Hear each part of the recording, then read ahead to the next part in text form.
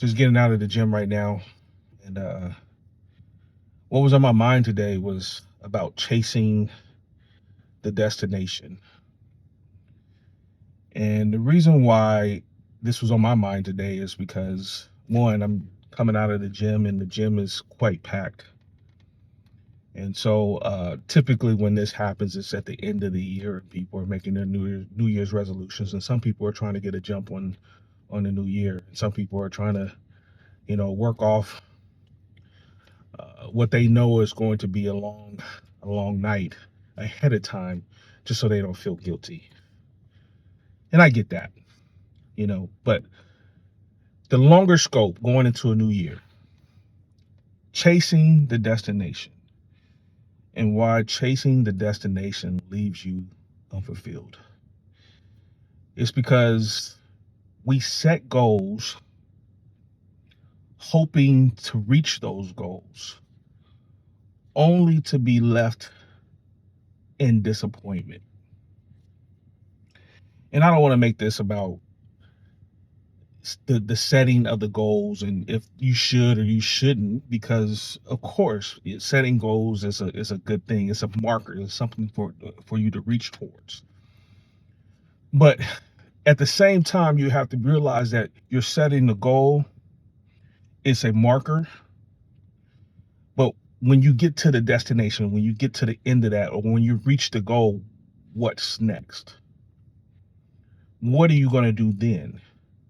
Do you pack up and give up and say, I got what I wanted and that's the end of that? Or do you set a new goal?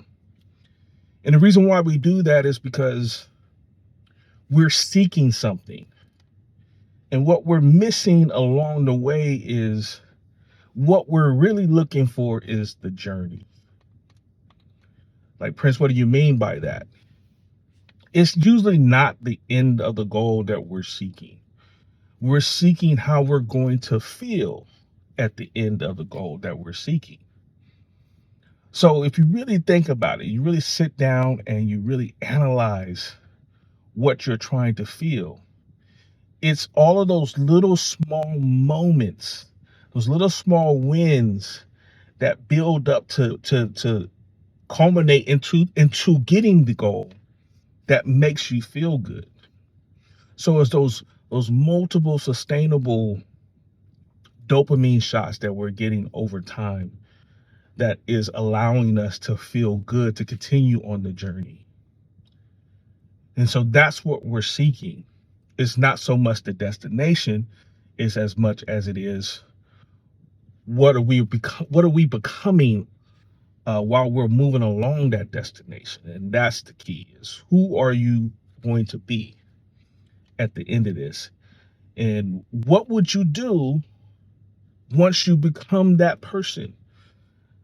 What does that person look like? What does that person feel like? What does that person earn? How does he walk? How does he move? How are you moving at the end of the day? That's what you're striving for. You're striving for what that looks and feel like. And oftentimes what happens is we set these goals, we set out to achieve these goals and we reach them, and then we feel unfulfilled.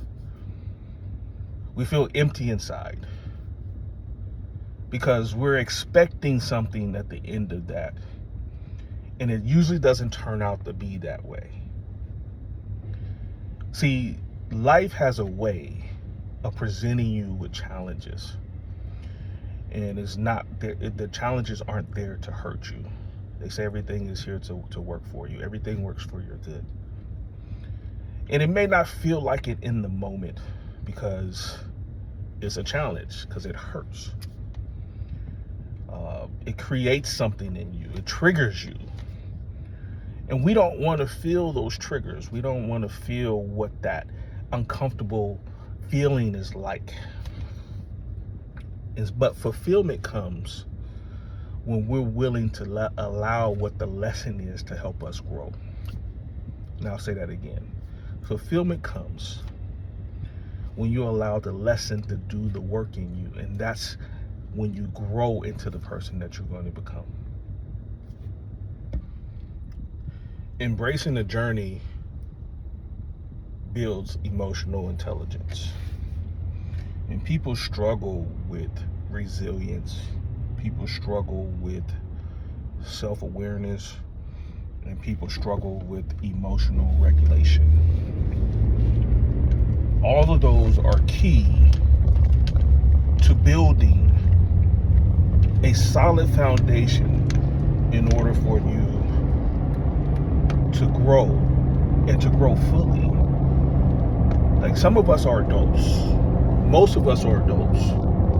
And just because we are adults doesn't necessarily mean that we are moving like adults in every situation. And this is where emotional intelligence comes in. Is growing emotionally, learning how to regulate the things that trigger us. And here's the key that I found is the triggers is what catapults you forward. But most of us, our nervous system is so hyperactive, especially when we come up against those triggers, that it throws us out of sync. It puts us over the edge, and once it does that, we're seeing red, and we can't comprehend or think through anything else. All logic goes out the window. We've all been there. I'm guilty. I'm not even going to act like I haven't done that. We've all done that. But this is where you have to grow fully in learning how to regulate your emotions. And that's part of the journey. So as we're trying to get to the destination, see, the fulfillment comes when you checked all the boxes along the way.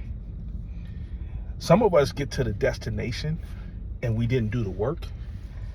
Sometimes we just get lucky. Sometimes things just fall in our laps.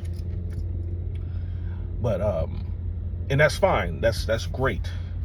But typically, things come our way before we hit that destiny. See, growth isn't in a linear line. It actually goes in zigzags.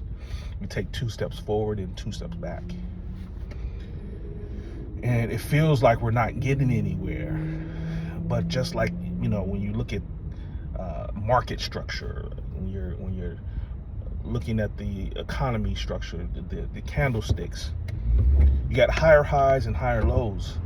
And when you're seeing higher highs, even though you're in a low, but the low is still higher than the original high. So you're always continuing to go forward, even though it might seem like you're going backwards. And that's learning emotional regulation, is learning what triggers you, sitting with it, understanding it, and growing through it. But a lot of us can't sit with it. And I promise you, if you sit with it a little bit longer, you'll find your breakthrough. You'll find out what it was that you were supposed to learn in that trigger, and you'll never have to deal with that trigger again. That's why you get people who are unbothered, truly unbothered. And those people, if you really watch how they're moving, we call them stoics. They're unbothered for a reason. They're unbothered not because they're impervious to emotions.